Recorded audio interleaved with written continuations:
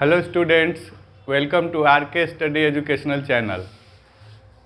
हम लोग इस वीडियो में कंपाउंड इंटरेस्ट का कॉन्सेप्ट सीखेंगे। कितने टाइप के क्वेश्चन इसमें पूछे जाते हैं उसको सीखेंगे। टाइप 1 पर बेस्ड एक क्वेश्चन सीखेंगे और साथ ही साथ उस क्वेश्चन को कंपटीशन में थोड़े समय में कैसे बनाया जाए उसके लिए शॉर्ट ट्रिक्स भी सीखेंगे। चलिए, कंपाउंड इंटरेस्ट में पहला वैरायटी होता है कि जब कंपाउंड इंटरेस्ट एनुअली कंपाउंड हो रहा है तब।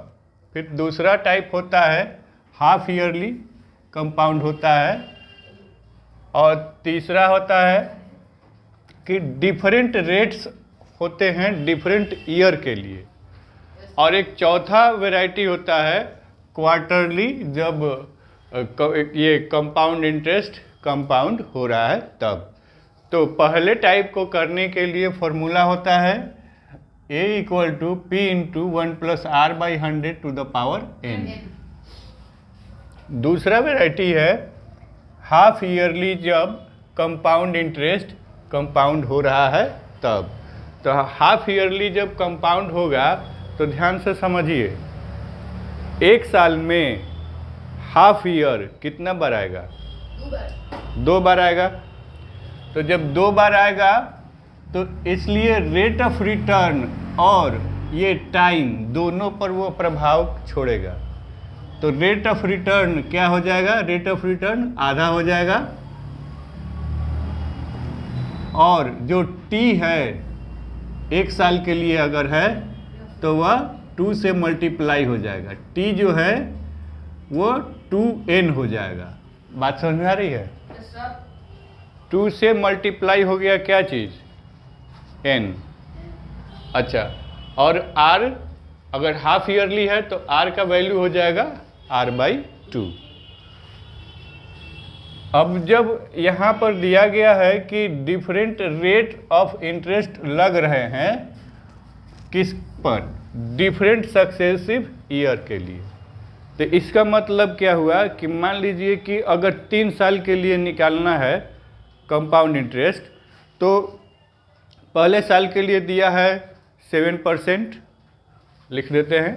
पहले साल के लिए दिया है 7%, दूसरे साल के लिए अगर दे दिया 8% और तीसरे साल के लिए दे दिया 9%। ठीक है, तो यह 3 रेट ऑफ रिटर्न दे दिया गया है अलग अलग साल के लिए। तो पहला जो दिया गया है उसको हम लोग R1 ले लेंगे, उसको हम लोग R1 कंसीडर कर लेंगे। दूसरा जो है वो R2 और तीसरा R3 कंसीडर कर लेंगे। और तब फॉर्मूला हमारा क्या होगा? यही वाला है, देखिए, A equal to P into 1 plus R by 100, यही वाला लिखा गया है। लेकिन 3 सक्सेसिव ईयर होने की वजह से, 3 रेट ऑफ इंटरेस्ट होने की वजह से यह R1 बाई 100 हो गया, R2 बाई 100 हो गया और R3 बाई 100 हो गया। तो इस तरह से ये 3 फॉर्मूला होता है, 3 वेराइटी हो गया। और एक चौथा वेराइटी भी होता है जिसमें क्वार्टरली कंपाउंड इंटरेस्ट को कंपाउंड किया जाता है।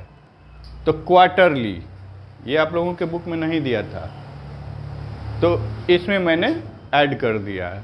तो क्वार्टरली जब कंपाउंड इंटरेस्ट कंपाउंड होगा तो क्या होता है? क्वार्टर का क्या मतलब होता है बताइए? क्वार्टर, यस, क्वार्टर मतलब क्या कि 1/4। अब ईयर के लिए क्वार्टर बोला गया है, तो ईयर कितने महीने का होगा? 12 महीने का। 12 महीने का क्वार्टर क्या होगा? 3 महीना हो गया ना, कैंसिल होके। अच्छा, जब 3 महीना एक साल में कितना बार आएगा? 3 महीना आएगा आपको 4 बार। 4 बार आएगा। तो अब देखिए, यह 4 जो है, 4 का कैलकुलेशन कैसे, अब इसका प्रभाव R पर और T पर पड़ने वाला है। मान लीजिए कि टाइम आपका 1 ईयर का दिया हुआ है, T इक्वल टू 1 ईयर। ठीक है, तो यह R पर कैसे प्रभाव छोड़ेगा, ये R को R/4 कर देगा। ठीक है, R को R/4 कर देगा। और T पर क्या प्रभाव करेगा, इसको N में जब कन्वर्ट करेंगे तो ये 4N हो जाएगा, है ना। तो ये T हमारा T = 4N हो जाएगा। 1 ईयर जो है वो 4N में कन्वर्ट हो जाएगा। एक ही साल है, 3-3 महीने पर कंपाउंड हो रहा है कंपाउंड इंटरेस्ट, तो कै बार होगा, 4 बार होगा। तो इसीलिए ये 4N हो गया और रेट ऑफ इंटरेस्ट घट जाएगा, वो 4 से डिवाइड हो जाएगा। तो क्वार्टरली, ये दोनों चीज़ ध्यान से समझना, हाफ ईयरली और क्वार्टरली। हाफ ईयरली में R में 2 से भागा दे देंगे और 2 से यहाँ मल्टीप्लाई कर दिया गया। क्वार्टरली में 4 होता है नीचे में, तो 4 से हमने जब इसका फॉर्मूला लिखेंगे तो क्या होगा, मैं यहाँ लिख देता हूँ, A = P × 1 + R/4/100 और ये हो जाएगा 4N। समझ में आया? अच्छा, इस पर एक क्वेश्चन करते हैं जो टाइप 1 पर बेस्ड है। इसमें बताया गया है कि कंपाउंड इंटरेस्ट आपको निकालना है। Find the compound interest on ₹16,000 for 3 years at the rate of 5% per annum compounded annually. तो यहाँ ये P हो गया, ये हमारा T हो गया, T जो N के लिए है, और ये हमारा रेट ऑफ इंटरेस्ट है। तो हम लोगों ने यहाँ लिख लिया। अब यहाँ पर देखिए, जब हम लोग सिंपल इंटरेस्ट बनाते हैं तो ये वाला T में चला जाता है। अब जब कंपाउंड इंटरेस्ट बनाएंगे तो ये हमारा N में कंसीडर होगा, क्योंकि सारे जगह फॉर्मूला में हम लोगों ने N को मेंशन किया है। ठीक है, तो ये T जो है N में कन्वर्ट हो जाएगा। अच्छा, N में अगर मैंने बताया कि वार्षिक होगा तो T वही जो रहेगा वैल्यू वही N में कन्वर्ट हो जाएगा। अर्धवार्षिक रहेगा मतलब हाफ ईयरली रहेगा तो T क्या हो जाएगा, 2 से मल्टीप्लाई हो जाएगा। क्वार्टरली रहेगा तो T क्या हो जाएगा, 4 से मल्टीप्लाई हो जाएगा। बस यही फंडा दिमाग में रखना है।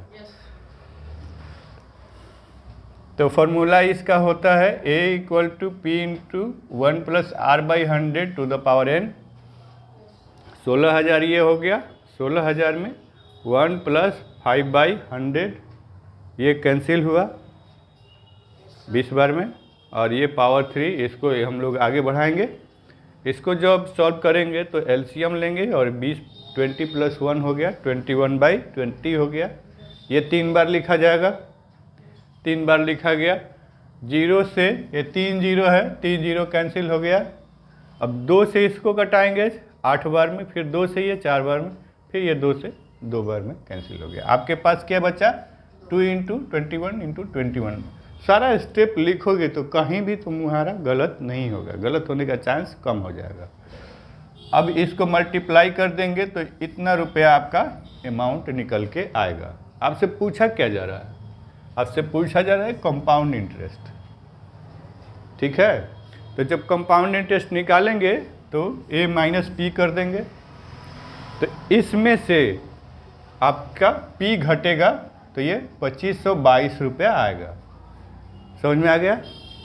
एक आपको मैं ट्रिक बता रहा हूँ जो बहुत आसानी से आपका क्वेश्चन सॉल्व करा देगा।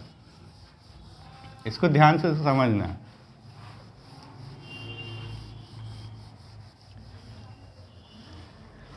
यहाँ पर ट्रिक मैं लिख देता हूँ और इसका फॉर्मूला क्या होता है ये ध्यान रखिएगा। 3A + 3B + C। अब ये 3A 3B और C क्या है, जब A को हम लोग निकालेंगे तो यह R × P होता है। आर इंटू पी होता है। जब इसका वैल्यू निकालिएगा तो क्या आएगा, देखिए आर क्या है, 5% दिया गया है ना, यस सर। तो आर हमारा 5/100 हो गया, और पी कितना है 16,000 रुपये, 16,000 आपका हो गया।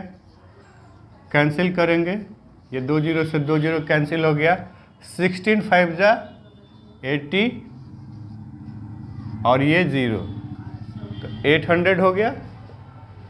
ठीक है, अभी देखिए बी जब निकालेंगे तो क्या करेंगे, आर वही रहेगा और मल्टीप्लाई बाई ए का जो वैल्यू है वो, तो इसको मैं यहाँ मेंशन कर देता हूँ ताकि तुम लोगों को कन्फ्यूजन ना हो बाद में।